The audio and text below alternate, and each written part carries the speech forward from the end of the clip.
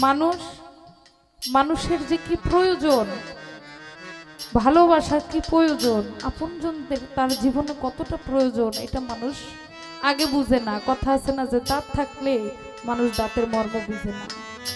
যখন ওই দাঁত না থাকে, চাবাইয়া খাইতে না পারে, তখন বুঝে ওই দাঁতের কি প্রয়োজন, ওইটার মর্ম করে না। দেখবেন অনেকে দাঁতের যত্ন নেয় না, যখন ওইটার মধ্যে পোকা ধরে তখন কি কয়, আল্লাহ আমার দাঁতটা ব্যথা করতেছে, কয় না?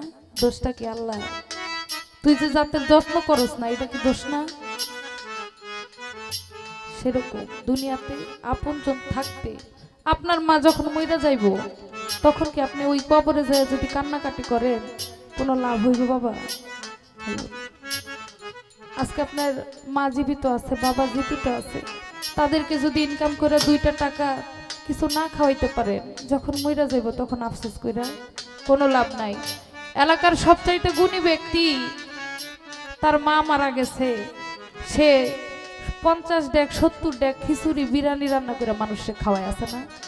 খবর নিয়ে দেখবেন, বাচ্চা থাকতে মারে 100 টাকার ফল কিনাও খাওয়ায়, আছে না? এমন অনেক আছে। সময় থাকতে মানুষের মূল্যায়ন করতে হয়, সময় থাকতে পাশের মানুষের, আপন মানুষের, কাছের মানুষকে সময় দিতে হয়, তার খেয়াল রাখতে হয়। কারণ সে যখন হারায় যাইব, তখন 1000বার খুঁজলেও আর তারে পাওয়া যাইব। সেজন্যই গানের মধ্যে বলছে, মণি মুক্তা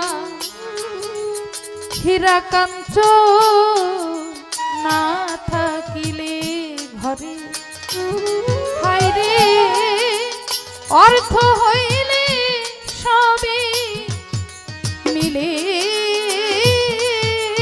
রে, দুনিয়া দিন দু একদিন পরে